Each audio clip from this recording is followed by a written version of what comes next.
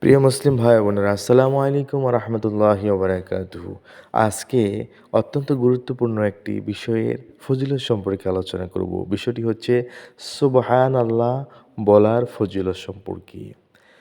প্রিয় নবী সাল্লাল্লাহু আলাইহি সাল্লাম হাদিসে পাকের মধ্যে ইরশাদ ফরমান, যে ব্যক্তি একবার সুবহানাল্লাহ পড়বে, আল্লাহ সুবহানাহু ওয়া তাআলা তার জন্য আসমান এবং জমিনের মধ্যখানে যতটুকু খালি জায়গা আছে, ততটুকু খালি জায়গা রহমত দ্বারা পরিপূর্ণ করে দিবেন। সুবহানাল্লাহ। একদিন নবীজি আমার সাহাবীদেরকে সাথে নিয়ে আলোচনা করতেছিলেন। ওই মজলিসে নবীজি বলেছেন, "ওই আমার সাহাবীরা, আমি কি তোমাদেরকে এমন একটি আমলের সংবাদ দেব না, যে আমল করলে তোমরা ১,০০০ নেকি অর্জন করতে সক্ষম হবে?" তখন সাহাবায়ে কেরাম বললেন, "ইয়া রাসূলাল্লাহ, আপনি আমাদেরকে বলুন।" তখন নবীজি বললেন, যেই ব্যক্তি মাত্র ১০০ বার প্রতিদিন ১০০ বার সুবহানাল্লাহ পড়বে, আল্লাহ সুবহানাহু ওয়া তাআলা তার জন্য ১,০০০ নেকি তার আমলনামার মধ্যে দিয়ে দিবেন, অথবা ১,০০০ গুনাহ কেটে দিবেন। সুবহানাল্লাহ। প্রিয় মুসলিম ভাই ও বোনেরা, তাহলে এই সওয়াবটা কি আমরা কম দেখতেছি? না, অবশ্যই অনেক বেশি সওয়াব, অনেক বেশি ফজিলত। আসুন না আমরা সবাই মিলে সুবহানাল্লাহ এর তাসবিহ এর উপরে বেশি, বেশি আমল করি। সুবহানাল্লাহ এর অর্থ হচ্ছে আল্লাহ পাক পুত পবিত্র। আল্লাহ পাকের পুত পবিত্রতা ঘোষণা করা হয় এই সুবহানাল্লাহ পড়ার মাধ্যমে। আশ্চর্যজনক কোনো কিছু দেখলে, অবাক হওয়ার মতো কোনো কিছু দেখলে আমরা তখন কি পড়ি? সুবহানাল্লাহ পড়ি। এখানে আল্লাহ পাকের পবিত্রতা ঘোষণা করা হয়, আল্লাহর শ্রেষ্ঠত্ব ঘোষণা করা হয়। এই সুবহানাল্লাহর জিকিরকে আল্লাহ পাক সবচেয়ে বেশি পছন্দ করেছেন। আল্লাহ পাক এইজন্য নিজেই কোরআনুল কারীমের একটি আয়াতের মধ্যে সুবহান শব্দটি নিজেই উল্লেখ করেছেন।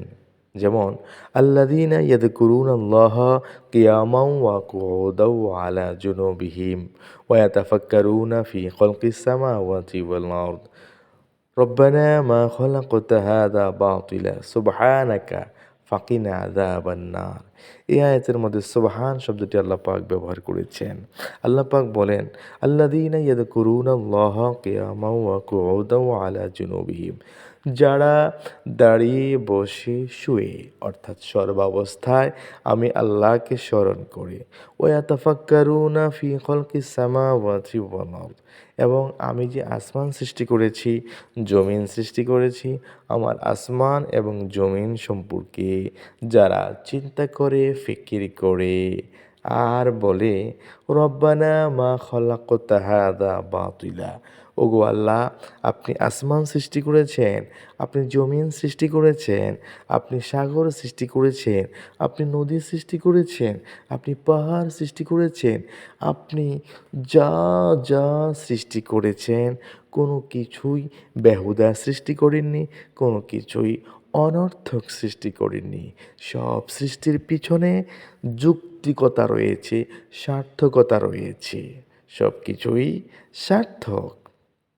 এই কথা বলার পরে যারা বলে, রব্বানা মা খালাকতা হাযা বাতিলা, আল্লাহ গো, আপনি কোনো কিছুই অনর্থক সৃষ্টি করেননি, সুবহানাকা, আপনি পুত পবিত্র, ফাকিনা আযাবান নার, আপনি আমাদেরকে জাহান্নামের আগুন থেকে বাঁচান। আল্লাহ পাক নিজেই আয়াতের মধ্যে সুবহান শব্দটি উল্লেখ করে দিয়েছেন, যে বুদ্ধিমান বান্দা এবং বান্দী তারাই যারা দাঁড়ানো অবস্থায় আমি আল্লাহর জিকির করে, বসা অবস্থায়ও জিকির করে, শোয়া অবস্থায়ও জিকির করে, আমার আসমান জমিন সম্পর্কে চিন্তা করে, ফিকির করে আর বলে, আল্লাহ গো, আপনি কোনো কিছুই বেহুদা সৃষ্টি করেননি, আপনি পুত পবিত্র, ফাকিনা আযাবান নার, আপনি আমাদেরকে জাহান্নামের আগুন থেকে বাঁচান। সুবহানাল্লাহ, সুবহানাল্লাহ।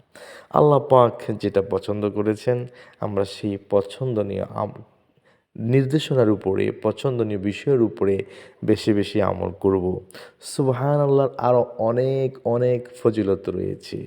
যদি কোনো ভাই, কোনো বোন, কোনো মা, কোনো বাবা, কোনো বন্ধু আমল করতে চায়, আমল করতে ইচ্ছা পোষণ করে, আমার এই ভিডিওর এই কথাগুলোই তার জন্য যথেষ্ট। মানলে, আমল করলে অল্প কথার মধ্যে মানা যায়। আর যদি কোনো মানুষ মানবে না, তাকে হাজারো হাজারো কথার দ্বারাও তাকে আমলের দিকে আনা যাবে না। সবচেয়ে বড় কথা হচ্ছে আল্লাহ সুবহানাহু ওয়া তাআলা যার দ্বারা যে আমলটা করাবেন, আল্লাহ পাক যার দোয়া কবুল করেছেন নেক আমলের ক্ষেত্রে, তাকে দিয়ে বাকি সমস্ত যতদিন দুনিয়ায় বেঁচে থাকবি, সমস্ত নেক আমলগুলো তাকে ঠিক করাবেন। তো সর্বশেষ কথা হচ্ছে আমরা মহান আল্লাহ সুবহানাহু ওয়া তাআলার দরবারে ফরিয়াদ করব, আল্লাহ সুবহানাহু ওয়া তাআলা যেন আমাদেরকে বাকি জিন্দেগিটুকু মৃত্যুর পূর্ব পর্যন্ত যে সময়টুকু আমরা পাবো আল্লাহ দিবেন, সেই সময়টুকু যাতে আমরা ইবাদত বন্দেগী নেক আমলের মাধ্যমে কাটিয়ে মহান মালিককে খুশি করে আমাদের অবস্থান জান্নাতে করিয়ে জান্নাতের মাধ্যমে আমাদের অবস্থান তৈরি করে আমরা যাতে দুনিয়া থেকে কালিমা পড়ে পড়ে মৃত্যু হয়, সেই প্রার্থনাই আমরা সবসময় আল্লাহ পাকের দরবারে করব। প্রিয় মুসলিম ভাই বোনেরা, যারা আমার এই ভিডিওটি শুরু থেকে শেষ পর্যন্ত শুনেছেন, দেখেছেন, আপনাদের কাছে আমার একটা রিকোয়েস্ট, বোন, ভাই, ও মা, ও বাবা, আপনারা প্লিজ আমার এই চ্যানেলটি সাবস্ক্রাইব করুন, আমার পাশে থাকুন, আমাকে সামনে এগিয়ে যাওয়ার এবং আরও ভালো ভালো কথাগুলো বলার সুযোগ করে দিন। আসসালামু আলাইকুম ওয়া রাহমাতুল্লাহি ওয়া বারাকাতুহু।